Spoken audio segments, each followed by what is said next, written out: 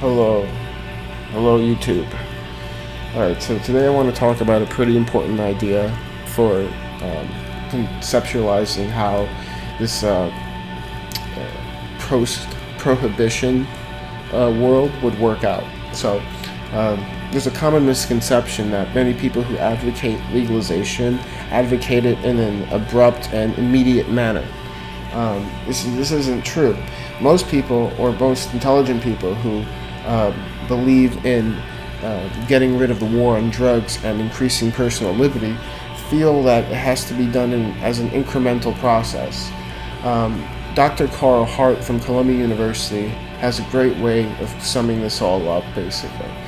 You can't take a society that has the idea of drugs as depicted in that 1980s commercial where a person says, "This is your brain," and he shows an egg, and he says, "This is drugs," and he shows a frying pan, and he says, "This is your brain on drugs," and he proceeds to break open the egg and put it into the frying pan, and as the audience watches it fry, the egg fry in the pan and coagulate and bubble, he says, "Any questions?" So you have a society that has that kind of attitude towards substances or illegal substances. There's no way they can interact with that substance or those substances in a responsible way. There needs to be a time, which I call the buffer zone, between a period of period of prohibition and a period of legalization, and what I think is a 5 to 10 year period. Now, most of you are probably asking, what is this buffer zone? What does that mean, a gap period? Specifically, it means a period of time where almost all substances, I don't see any really exception, all the ones that are scheduled would become decriminalized. Now, this doesn't mean that it becomes legal. Instead, what it means is it becomes an ordinance similar to parking tickets or traffic citations, where it's not a criminal act and it has to be tried in a civil manner. Now, during that time, some people will be allowed to research these substances. Now, the idea for this is to create a time period where people are able to learn more about what these substances are and how they affect the body in an objective manner. And the reason for this is because this objective manner is because almost all the drug research up to this period has been funded by governments which are looking for a problem with them. So there's no way to try to research any benefits or be objective. There's only a negative perspective that's brought upon the inquiry and the research endeavor to look at it as what's wrong with this, as opposed to what is it. So this buffer zone will be a time for scientists and researchers and doctors to look at the effects of these substances, much like how we bring in new drugs and pharmaceuticals. Just like how the pharmaceutical industry over time makes new generations of substances, make them much more better than the last. This buffer zone would allow companies to, or corporations or governments to create second and third generations of these substances like heroin, cocaine, and what have you, and make them so they become more target effects and less side effects. And this is all why we need this buffer zone, because if it would be made legal tomorrow, it's just the way it is at its moment, and knowledge is not there. But after 5 or 10 years, doctors can find out which substances would be best to produce certain kinds of effects, like an opiate effect or a stimulant effect, and which doses and methods of ingestion would be best. Is it better to inhale it as a vapor? Is it better to take it as a pill? Is it better to drink it? You see, all of these things can be answered during that 10-year phase. Just like how we know that the best way to take alcohol, or the most accessible way, is drinking it as opposed to taking it rectally or through vapor. So we would see that during this period, the only people that would be allowed to use substances are people who are researching them, i.e., giving it to people that subjects and describing, witnessing and documenting the effects, or people who are already addicted to said substances. Which, like, for instance, if someone is addicted to heroin, they can continue to get a heroin dose from the government or any whatever corporation, equal magnitude, could be anyone, and they can get it as a way to maintain themselves, like a methadone thing. And of course, it would be clean and all tested and dosed properly and whatnot.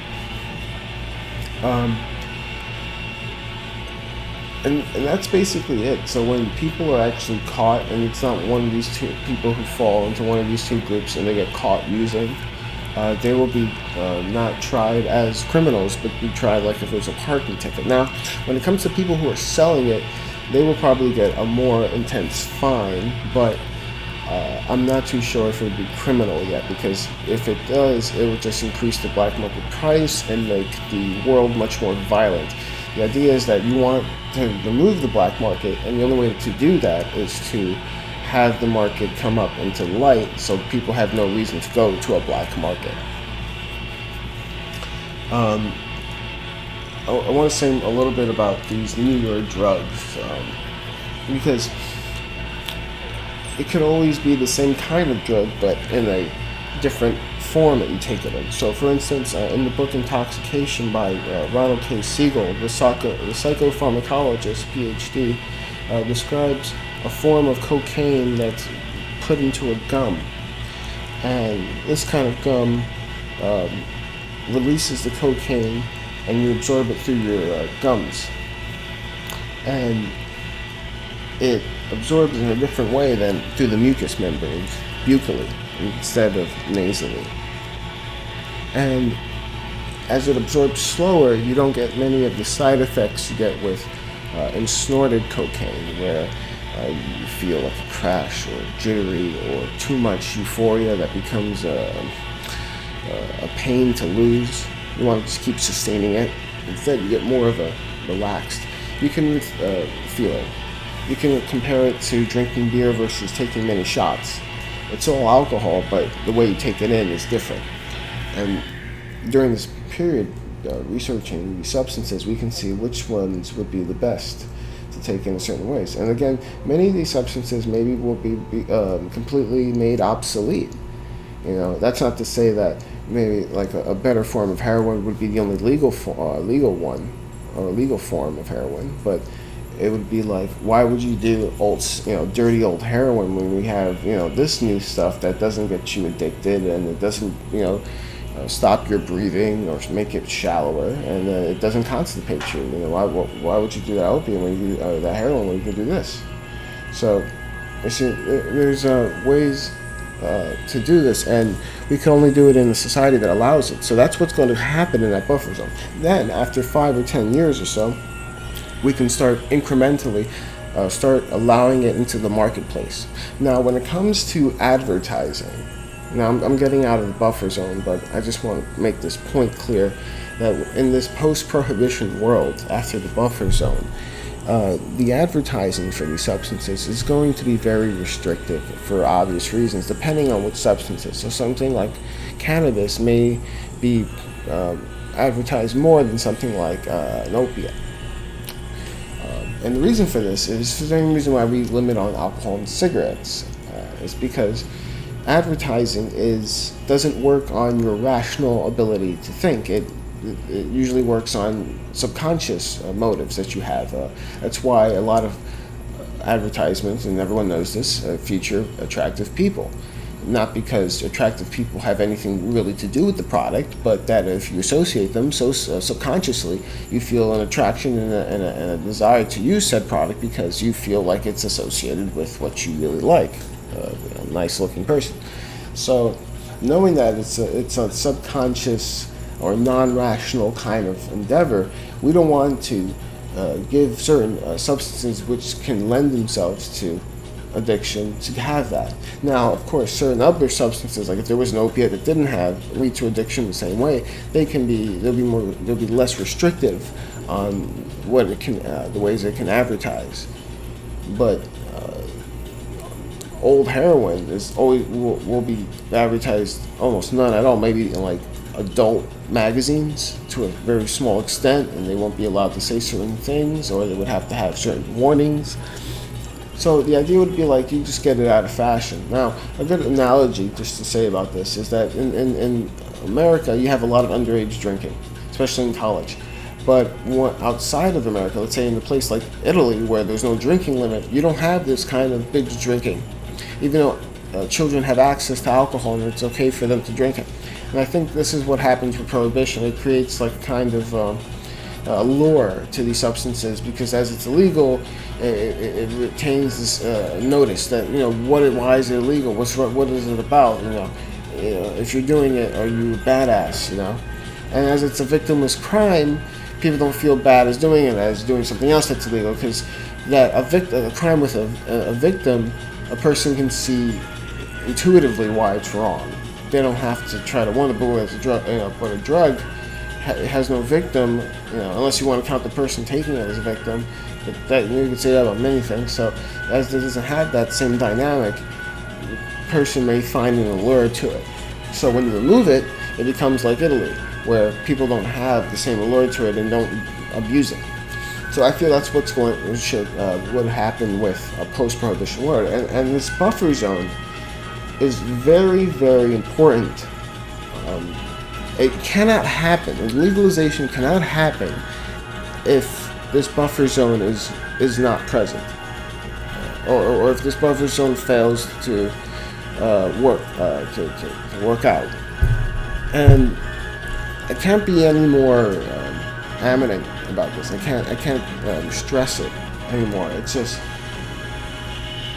it is necessary. Now, the period of time I said is somewhere between 5 and 10 years. I don't know exactly, but it could be more, it could be less. I don't know, but we are going to need some period of time where we can do the research and people can be acclimated to seeing substances in a different light, instead of seeing them as monolithic, complete bad, or the other way, complete good.